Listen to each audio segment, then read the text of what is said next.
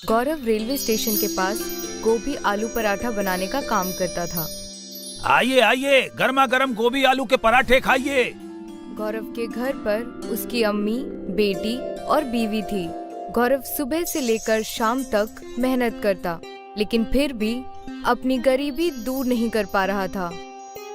सुनिए जी, गोभी आलू के पराठे बनाने में लागत बहुत ज्यादा आती है। आप एक काम कीजिए, आप सादे पराठे बना के बेचिए, जिससे हमारी लागत कम आएगी और प्रॉफिट ज्यादा होगा। नहीं, मैं ऐसा नहीं कर सकता। सादे पराठे खाना कोई पसंद नहीं करेगा, और फिर अब्बू भी गोभी आलू के पराठे बेचा करते थे, इसलिए मैं भी यही काम करूँगा।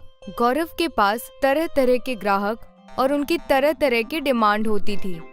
अरे भाई, मेरे पराठे में जरा गोभी आलू ज्यादा भर देना। मुझे पराठे के साथ सब्जी भी चाहिए। मुझे पराठे के साथ अचार चाहिए। मुझे पराठे के साथ नहीं चाहिए। गौरव कभी कभी ग्राहकों की डिमांड सुनकर परेशान हो जाता था। अगर आपको पराठे के साथ सब्जी चाहिए तो उसके अलग से पैसे देने होंगे। मैं अलग से पैसे नहीं दूंगा। देख रहे हो भाइयों, ये मियाँ सब्जी के पैसे अलग से मांग रहे हैं। चलो चलो, हमें यहाँ खाना नहीं खाना है। सुनिए तो, आप लोग कहाँ जा रहे हैं? रुकिए तो सही। एक दिन गौरव बहुत निराश होकर घर पहुंचा। क्या हुआ? ठेले पे लोगों की संख्या लगातार कम होती जा रही है। ग्राहक पैसे देना नहीं चाहते, लेकिन उन्हें सब्जी, अचार, दही सारे पराठों के साथ उन्हें चाहिए। चलिए कहीं बाहर घूमने चलते हैं, थोड़ा मूड फ्रेश हो जाएगा। हमारे पास इतने पैसे तो नहीं है कि किसी टूरिस्ट प्लेस पे घूमने जाएं। तुम्हारे घर ही घूमने चलते हैं। गौरव अपने ससुराल में घूमने गया, जो गांव में थी। रास्ते में गौरव और उसकी बीवी को प्यास लगी। उन्हें कहीं से बाहर गिरने की आवाज सुनाई दी। ये झरने की आवाज तो पूरब दिशा की ओर से आ रही है। गौरव और उसकी बीवी पूरब की ओर चलते गए। झाड़ियों के पार उन्हें एक बहार मिली। ये बहार तो बेहद खूबसूरत है। गौरव और उसकी बीवी ने जी भरकर पानी पीकर प्यास बुझाई और हाथ पैर भी धोए। जब वो चलने के लिए तैयार हुए तो उन्हें किसी के कराहने की आवाज सुनाई दी। ये कराहने की आवाज बहार के पीछे से आ रही है। बहार के अंदर घुस के देखना होगा, तभी पता लगेगा कि उस पार कौन है। लेकिन बाहर के अंदर घुसना खतरनाक भी हो सकता है। क्या पता ये किसी तरह का जाल हो। तभी बाहर में से आवाज आई, ये किसी तरह का जाल नहीं है। मेरी मदद करो, मैं एक साधु हूँ, मुझे कैद से आजाद करो। मुझे बाहर के पार जाना ही होगा बेगम। अगर मैं वहाँ कैद होता तो मैं नहीं चाहता कि मुझे भी कोई कैद से आजाद करे। गौरव बाहर के पार गया तो उसने देखा कि एक बाबा एक कटीले खंबे से बंधे हुए थे। बाबा की पीठ से खून बह रहा था। तुम कौन हो और यहाँ कैसे कैद हो गए? मैं सब कुछ बताऊंगा, पहले तुम मुझे कैद से आजाद करो। गौरव ने रस्सी खोल दी और बाबा आजाद हो गए। तुम्हारा बहुत बहुत शुक्रिया। मैं एक साधु हूँ और मेरे पास तिलस्मी ताकत है। मैं इंसान की मुरादें पूरी कर सकता हूँ। कुछ लोगों ने मेरा गलत फायदा उठाने की कोशिश की। जब मैंने उनकी बात नहीं मानी, तब उन्होंने मुझे इस बहार के पीछे कैद कर दिया। अगर तुम्हारे पास तिलस्मी ताकत है तो खुद तुम उससे आजाद क्यों नहीं हो पाए? मैं अपनी ताकत का इस्तेमाल खुद के लिए नहीं कर सकता। ठीक है साधु महाराज, अब मैं चलता हूँ। मुझे अपने ससुराल पहुंचना है, मुझे देर हो रही है। तुम खाली हाथ क्यों जा रहे हो? तुमने मेरी मदद की है, मैं तुम्हारी क्या मदद कर सकता हूँ? अगर तुम्हारी कोई ख्वाहिश हो तो बता दो। नहीं साधु जी, मैं अपनी मेहनत और लगन से जीवन में कुछ हासिल करना चाहता हूँ। साधु बाबा से बहुत खुश हुआ और उसने मन ही मन गौरव को बहुत सारी बरकतें दी। गौरव अपने ससुराल से लौटने के बाद फिर से अपने गोभी आलू के पराठे बनाने के धंधे में लग गया। आइए आइए, गर्मा गर्म गोभी आलू के पराठे खाइए। आइए आइए।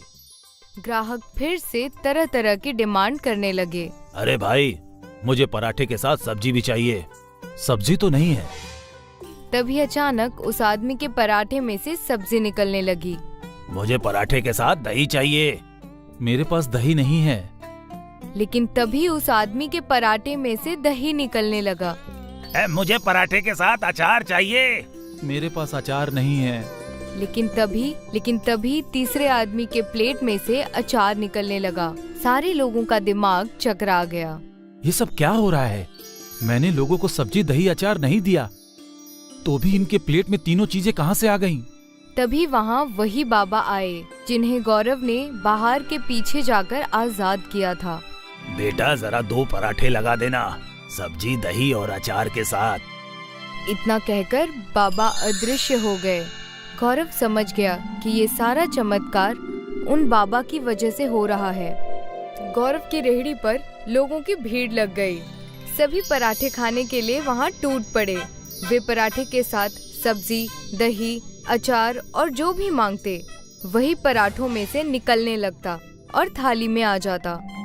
गौरव ईमानदारी से सिर्फ पराठों के पैसे लिया करता। कुछ ही दिनों में गौरव लखपति बन गया।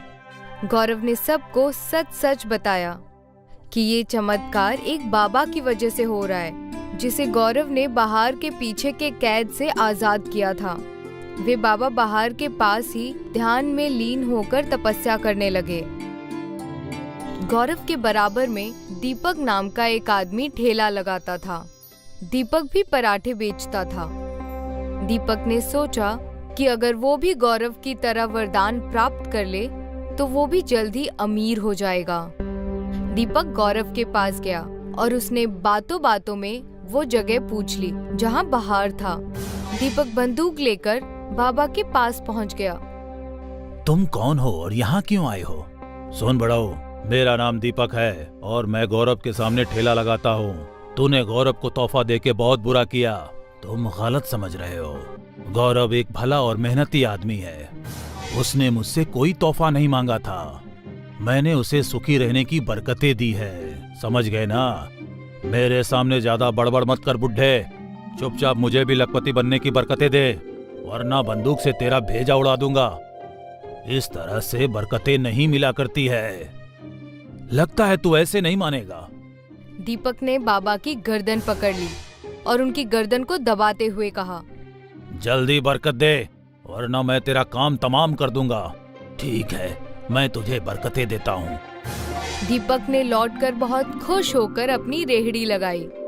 दीपक ने जब ग्राहकों को प्लेट में पराठे रखकर दिए तो प्लेट में पराठों के ऊपर सांप बिलबिलाने लगे।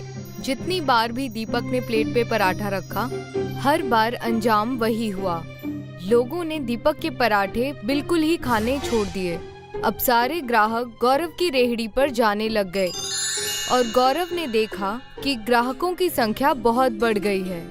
तो गौरव ने 2 नौकरों को रखकर एक रेस्टोरेंट खोल लिया और इस तरह अपनी मेहनत और लगन के भरोसे पर खुशहाल जीवन बिताने लगा। लक्ष्मणपुर कस्बे में छतन सिंह अपनी बेगम और अपने बच्चों के साथ रहा करता था। छतन सिंह की एक बड़ी बेटी स्वाति पढ़ी लिखी और सुशील लड़की थी। बस स्वाति की शादी हो जाए, मेरे सर से सारी तकलीफें कम हो जाएंगी। आप इसकी फिक्र क्यों कर रहे हैं जी? स्वाति अच्छी लड़की है, उसकी शादी जरूर एक अच्छे घराने में होगी। आप निश्चिंत होकर अपने काम पर जाइए, मैं खाना स्वाति के हाथों भेज दूंगी। छतन सिंह एक किराने की दुकान में नौकरी किया करता था और हमेशा अपने मालिक के ताने और ग्राहकों से डांट सुना करता था। मुझे 1 किलो बासमती चावल दे देना, आज घर पर बिरयानी बनानी है। अरे वाह बहन जी, ये बड़ी अच्छी बात है। 1 किलो बासमती चावल पूरे 200 रुपए के हैं, पैसे दीजिए। 200 रुपए? तुम्हारा दिमाग खराब तो नहीं हो गया है? 200 रुपए चावल कैसे हो सकते हैं? आस पड़ोस की दुकानों में तो 120 रुपए किलो है। वो क्या है ना बहन जी कि ये सारी कीमत मेरे मालिक ने तय की है। अगर मैं इसे कम में बेचता हूँ तो मुझे बहुत डांट पड़ती है। उनसे कहिए अब से मैं आपके इस घटिया दुकान में नहीं आने वाली हूँ और सबको मना करने वाली हूँ कि और कोई भी इस दुकान में ना आए। वो औरत दुकान पर से गुस्से में चली जाती है। इतने में वहाँ पर छतन सिंह का मालिक आ जाता है, जो ये सारी बातें सुन लेता है और छतन सिंह को डांट कर कहता है, तुम हो ही नहीं किसी काम के, तुमसे कुछ नहीं होने वाला। मैं तुम्हें अभी नौकरी से निकाल रहा हूँ। मालिक, आप ये कैसी बातें कर रहे हैं? मैं आपके यहाँ 20 साल से काम कर रहा हूँ, ऐसा ना कीजिए। एक ग्राहक तो तुमसे संभाला नहीं जाता, चले जाओ यहाँ से, दफा हो जाओ। पता नहीं किस काम के हो, और दोबारा अपनी शक्ल कभी मत दिखाना। छतन सिंह वहां से जा ही रहा होता है कि स्वाति बाहर से टिफिन का डब्बा लिए उसे रास्ते में मिलती है और उसे मायूस देखकर उससे कहती है, क्या हुआ पिताजी, आप ऐसे परेशान क्यों हैं और इस तरह इतनी तेज धूप में कहाँ जा रहे हैं? मैं क्या करूं बेटी, मेरी किस्मत ही फूटी हुई है।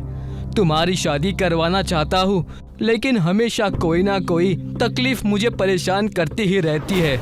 लेकिन हुआ क्या है? आप इतनी टेंशन में लग रहे हैं। अगर आप इतने टेंशन में रहेंगे तो आपका बीपी बढ़ जाएगा। बताइए तो। तब जाकर छतन सिंह उसे अपनी सारी तकलीफ बताता है। पिताजी की परेशानी देखकर स्वाति के आंखों में आंसू आ जाते हैं। तुम क्यों रो रही हो बेटी, इन सब में मेरी ही गलती है। मेरे सारे दोस्त बेईमानी करके आगे निकल गए और एक मैं हूँ जिसे बेईमानी करना नहीं आता तो कुछ ना कर पाया। दोनों वहाँ फिक्र में खड़े ही थे कि उन्हें कुछ आदिवासियों के झुंड ने घेर लिया, जिसे देखकर दोनों हैरान रह गए। बागड़ बोल, इन दोनों बाप बेटी को हमारे घर ले चलो। हाँ, बागड़ बोल की जय, ले चलो। छोड़ो हमें, छोड़ो, छोड़ो। छोड़ो हमें, छोड़ो मुझे। उन आदिवासी के पूरे झुंड ने उन्हें कैद कर लिया और अपने इलाके में ले गए, जहाँ छतन सिंह और स्वाति ने देखा कि स्वाति की माँ यानी छतन सिंह की बीवी पहले से ही वहाँ पर कैद थी। भाग्यवान, तुम यहाँ क्या कर रही हो? कौन है ये लोग और हमसे चाहते क्या है? मैं घर से बाहर बाजार की ओर राशन लेने जा रही थी। सोचा था कि बिरयानी बनाऊंगी और इन लोगों ने मुझे अगवा कर लिया। न जाने ये हमसे क्या चाहते हैं। हमें कैद कर कर क्यों रखा गया है? मैं और मेरा परिवार दर्द से करा रहे हैं। हमें छोड़ दो। हमसे चाहते क्या हो? तुम छतन सिंह हो ना, जो उल्टा पैदा हुआ है, और वही छतन सिंह जिसने कभी कोई चोरी का काम ही नहीं किया। जी, मैं वही छतन सिंह हूँ, लेकिन तुम मेरा नाम और ये सब कैसे जानते हो? तुम हो कौन? तुम मेरी बातें छोड़ो, इस पत्थर को देख रहे हो? इस पत्थर का मैं क्या करूं? इस पत्थर पे से तुम्हें 10 बार छलांग लगानी है। अगर तुम इसमें कामयाब होते हो तो मैं तुम्हें एक तोहफा दूंगा। तब तुम मेरे परिवार को छोड़ दोगे? मेरा वादा है तुमसे। उन आदिवासियों ने मुखिया के कहते ही छतन सिंह को छोड़ दिया और छतन सिंह उस बड़े से पत्थर पे से छलांग लगाने लगा। जैसे ही 10 छलांग छतन सिंह के पूरे हुए, वो पत्थर एक खूबसूरत लड़के में बदल गया। उस लड़के को देख के सारे आदिवासी झूमने लगे। मेरा बेटा वापस आ गया। शुक्रिया तुम्हारा। बागड़ बोल महाराज की जय। मैं उनका हमेशा आदर करूंगा। ये हुई ना बात, लल्लन अब वापस आ गया। ये सब क्या है?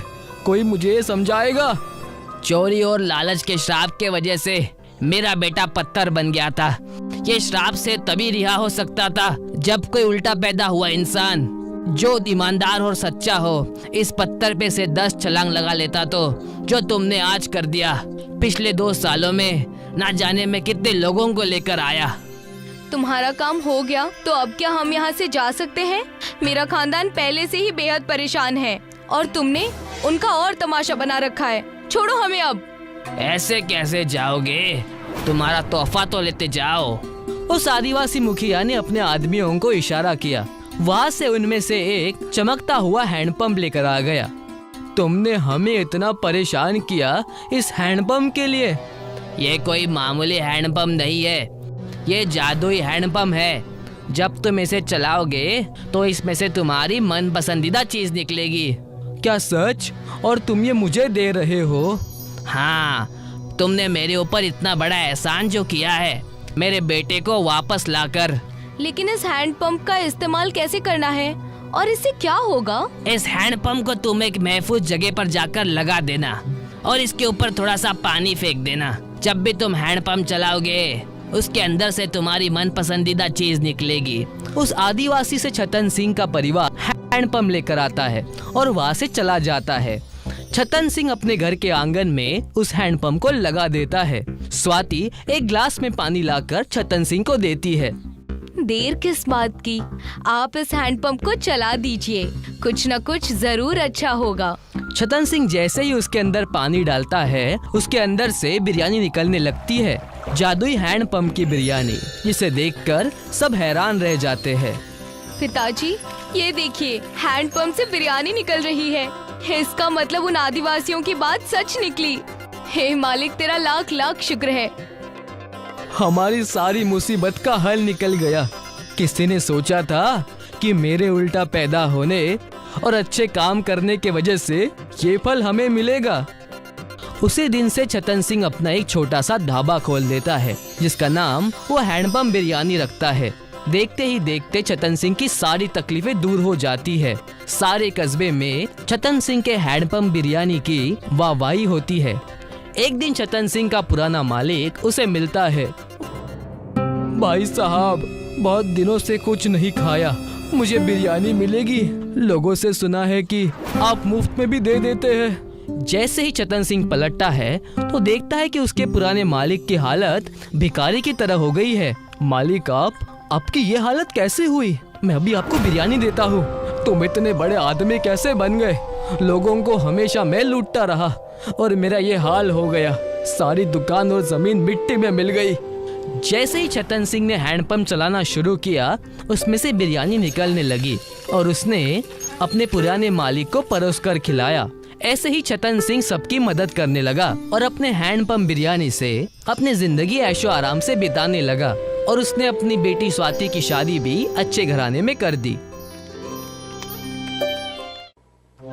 एक गांव में सूका और लंबू दो भाई रहते थे, लेकिन दोनों की आपस में बिल्कुल नहीं बनती थी। दोनों को लगता था कि उसका भाई उसका भला नहीं चाहता, इसीलिए दोनों रोजाना आए दिन झगड़ते रहते थे। उनकी अम्मा उन्हें समझाती थी, लेकिन वो दोनों अपनी अम्मा की बात भी नहीं मानते थे और इसका फायदा चतुर उठाता था। आए दिन दोनों अपना काम बदलते रहते थे। एक रोज सूका ने बिरयानी की ठेली लगा ली, जबकि लंबू अमरूद ही बेच रहा था। देख लंबू, तू अमरूद में मुझसे बहस कर रहा था, इसलिए मैंने चिकन बिरयानी का काम शुरू किया है। अब तू यहाँ कोई बहस मत करना, वरना अच्छा नहीं होगा। देख भाई, अगर तू प्यार से कहता तो इस बार मैं तेरी बात मान भी जाता, लेकिन तूने मुझे पीटने की धमकी दी है। अब मैं कल से चिकन बिरयानी ही बेचूंगा, लेकिन इस बार मैं तेरा काम बंद करा कर रहूंगा। ठीक है, देखते हैं कि कौन जीतता है। दोनों बहस कर ही रहे थे कि तभी वहाँ चतुर आ गया। क्या हुआ भाई, कैसे लड़ रहे हो सुबह सुबह? और चुका, तू आज बिरयानी ले आया, वो भी चिकन? अरे वाह, ला एक प्लेट दे, खाकर बताऊं कि कैसी बनी है। चतुर भाईजान, ये ठेला आपका है, जितना खाना है आराम से खाओ। चतुर ने बिना पैसों के ही खूब बिरयानी खाई। वो सूका की बिरयानी की तारीफ करने लगा। ये बात लंबू को पसंद नहीं आई। सुका, तूने बिरयानी तो गजब बनाई है, खाकर मजा आ गया। अब ये ग्राहकों को भी खूब पसंद आएगी। अरे भाईजान, तुम कल मेरे हाथ की बिरयानी खाना, उंगलियां चाटते रह जाओगे। ठीक है, कल की कल देखी जाएगी। अभी तो तुम अमरूद ही खिला दो, तुम्हारे अमरूद भी कम अच्छे नहीं हैं। लंबू थोड़ी सी तारीफ से खुश हो गया और चतुर को मुफ्त के अमरूद मिल गए। सूका ने दिन भर बिरयानी 50 रुपए में बेची और उसकी अच्छी कमाई हुई। ये बात उसकी आंखों में खटक रही थी। शाम को दोनों भाई अपने घर की जानिब चले। अगले रोज लंबू सूका से पहले ही अपनी कार्ट लेकर पहुंच गया और उसने उस बोर्ड पर लगा दिया, चिकन बिरयानी 40 रुपए प्लेट। कुछ ही देर में वहाँ सूखा भी आ गया। पागल, इतने कम में बिरयानी बेच रहा है? आज बताऊंगा तुझे कि तू कैसे अपनी बिरयानी बेच पाएगा। दोनों भाइयों के रेट में अंतर देखकर लोग लंबू के पास ही जा रहे थे और सस्ते होने की वजह से बिरयानी का लुत्फ उठा रहे थे। ये देखकर सूका को भी बिरयानी सस्ती करने का आइडिया आया और उसने 50 की जगह 40 लिख दिया। अब दोनों में बराबर की टक्कर हुई और शाम को बिरयानी बेचकर दोनों घर पहुँचे। मैंने सुना है कि तुम दोनों आज भी अपना नुकसान करके आए हो। अम्मा, इसने मुझे धमकी दी थी और अब मैं इसका काम बंद करवा के रहूंगा। अम्मा, जब आपको कुछ भी इल्म ना हुआ करे तो कुछ भी मत बोला करो। ठीक है, अब से मैं कुछ नहीं कहूँगी। तुम दोनों को जो भी करना है वो करो। एक दिन सुबह सुबह चतुर सूका से मिलने आया। आओ चतुर भाईजान, बैठो। अरे मैं तो तुम्हें अपना मानता हूँ, इसलिए व्यापार के कुछ कायदे सिखाने आया हूँ। भाईजान, अब तक तुम्हारी मान कर ही तो कारोबार कर रहा हूँ। तुम अब बिरयानी को 5 रुपए में बेचना शुरू कर दो। 5 रुपए में तो चिकन का खर्चा भी नहीं निकलता। तुम अपने भाई को हराना चाहते हो ना, तो तुम्हें पैसे अपनी जेब से लगाने होंगे। लेकिन मेरे पास तो पैसे ही नहीं है। तुम्हारा ये भाई कब काम आएगा? जितने पैसे तुम्हें चाहिए मैं दूंगा। जब तुम कुछ कमा लो तो मुझे वापस कर देना। चतुर ने सूका को कर्जा दे दिया और सूका ने 5 रुपए चिकन बिरयानी का बोर्ड लगा दिया। उसके पास लाइन लग गई। लोग टोकन लेकर अपनी बारी का इंतजार कर रहे थे। लंबू ये देखकर दुखी हो रहा था। तभी वहाँ पर चतुर पहुँच गया। क्या हुआ लंबू, तुम मायूस क्यों हो? अंजाम सामने है और आप मुझसे मायूसी की वजह पूछ रहे हो। तो तू भी 5 रुपए में बिरयानी बेचनी शुरू कर दे। मेरे पास इतने पैसे ही नहीं हैं। ना जाने सूका के पास पैसे कहाँ से आ गए। तुम फिक्र मत करो, मैं तुम्हें कर्ज देता हूँ और तुम भी अब 5 रुपए में बिरयानी बेचना शुरू कर दो। चतुर ने लंबू को भी कर्जा दे दिया और दोनों भाई 5 रुपए में चिकन बिरयानी बेचने लगे। आइए आइए, 5 रुपए में चिकन बिरयानी खाइए। आइए आइए, 5 रुपए में चिकन बिरयानी खाइए। एक प्लेट में चिकन के 4 बोटियाँ, जायकेदार और किफायती चिकन। एक प्लेट में 5 बोटियाँ और सिर्फ 5 रुपए में। दोनों भाइयों की दुश्मनी का लोगों ने जमकर फायदा उठाया और 5 रुपए में भरपेट बिरयानी खाए। आज दोनों भाई दोपहर को ही सारी बिरयानी बेचकर घर पहुँचे। कितना कमाया आज। सूखा और लंबू ने अम्मी जान को सब कुछ सच बताया। अच्छा, तो तुम दोनों को पैसे चतुर ने दिए थे। अब तुम खुद सोच लो कि वो क्या चाहता है। अम्मा, हमें माफ कर दो। हाँ अम्मा, हम आज से आपस में नहीं लड़ेंगे। जितना हम लड़ाई करते रहेंगे उतना दूसरे लोग फायदा उठाएंगे। हाँ अम्मा, हमें ये आज समझ में आ गया है। अब हम मिलकर काम करेंगे और चतुर को सबक सिखाएंगे। दोनों भाइयों ने एक ही कार्ड पर बिरयानी लगाई और बोर्ड लगाया लंबू सूखा बिरयानी वाला। अगले रोज वो दोनों पहुंच गए। जब चतुर ने अगले रोज जाकर देखा तो उसके होश फाख्ता हो गए और उसने इत्तिहाद को देखकर वहाँ से दूर भाग जाना ही बेहतर समझा। दोस्तों, इससे हमें सबक मिलती है कि हमें आपस में इत्तिहाद बनाकर रखनी चाहिए, वरना कोई और इसका फायदा उठा जाएगा। और साथ ही चापलूसों से होशियार रहना चाहिए, वरना जल्द ही डूब जाओगे। रतनपुर गांव के 3 दोस्त रमेश, सुरेश और मुकेश शहर जाकर पैसे कमाने का निश्चय करते हैं।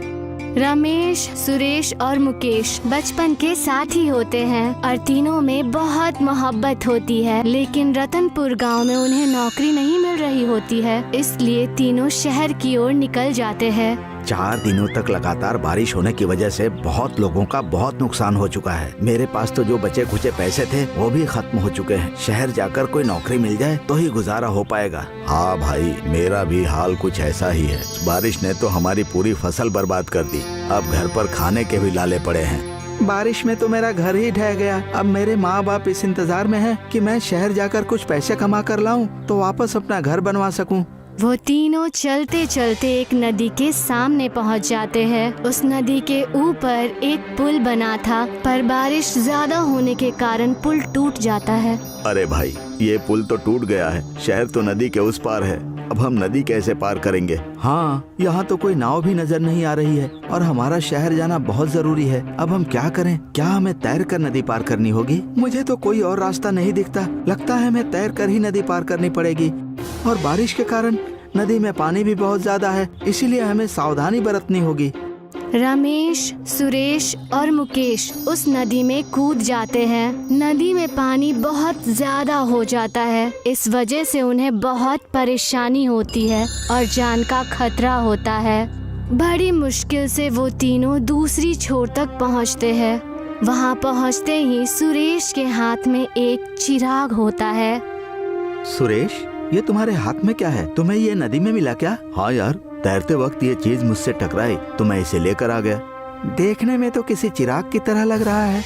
हम इसे बेचकर पैसे कमा सकते हैं। ये तो अलादीन के चिराग की तरह लग रहा है। सुरेश, इसे रगड़ कर देख, शायद इससे जिन बाहर आ जाए। सुरेश उस चिराग को रगड़ता है और उसके अंदर से सच में एक जिन बाहर आ जाता है, जिसे देखते ही मुकेश, सुरेश और रमेश के होश उड़ जाते हैं। इसने मुझे बाहर निकाला, उसका भला हो। इतने दिनों से उस नदी में मुझे बहुत ठंड लग रही थी और बाहर निकलने का जी कर रहा था, पर कोई मिल नहीं रहा था। हुकुम मेरे आका, मैं आपकी क्या खिदमत करूं? सुरेश, मुकेश और रमेश एक दूसरे को देखते हैं और फिर जिन की तरफ अविश्वासी नजरों से देखते हैं। अरे आप लोग बस मुझे देखते ही रहेंगे या कुछ कहेंगे भी? हुक्म कीजिए, आपका हुक्म मेरे सिर आंखों पर। तुम हमारे लिए क्या क्या कर सकते हो? जो आप बोलेंगे वो सब कुछ, मगर हाँ, कोई गलत काम नहीं करता मैं। हम सब शहर जाकर पैसे कमाना चाहते हैं, क्या तुम उसमें हमारी मदद कर सकते हो? हाँ, मैं कर सकता हूँ। मैं पैसे कमाने में आप लोगों की मदद कर सकता हूँ। अच्छा, मगर कैसे? आप तीनों शहर जाकर होटल खोल लो। मुझे जादुई तंदूरी रोटी बनानी आती है। होटल में मैं जादुई तंदूरी रोटी बनाऊंगा और आप तीनों बेचना, फिर देखना आपके पास पैसे ही पैसे होंगे।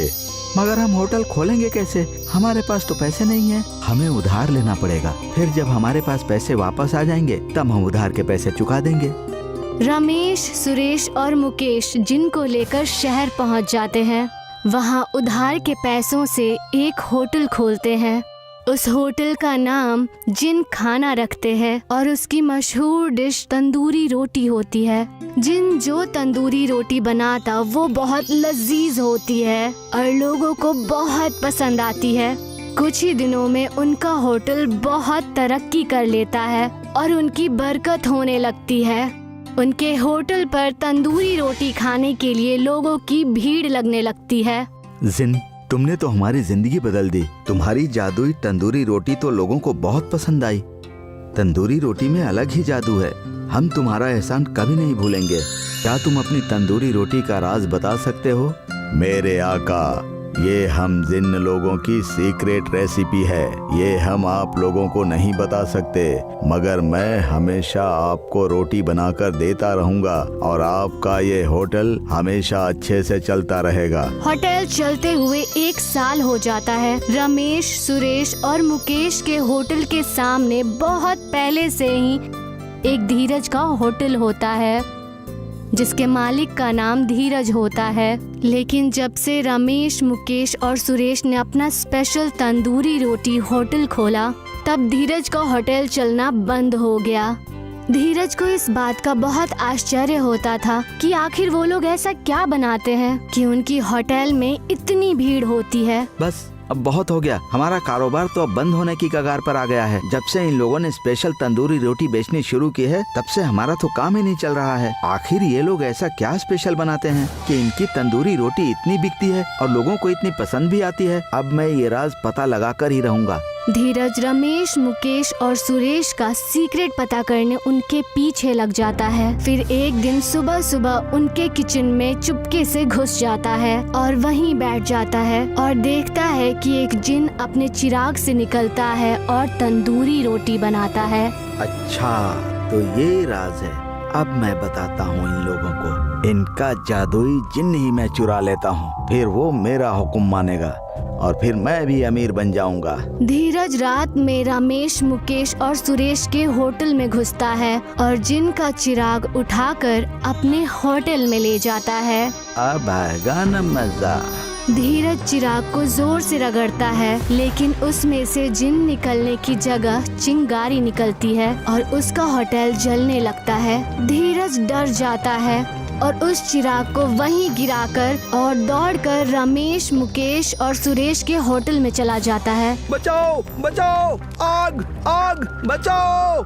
रमेश, मुकेश और सुरेश उठकर आते हैं और धीरज के होटल में पानी मारने लगते हैं, लेकिन उस पानी से होटल की आग बुझने का नाम ही नहीं ले रही होती। मुकेश धीरज से कहता है, अरे भाई धीरज, किस चीज से आग लग गई है?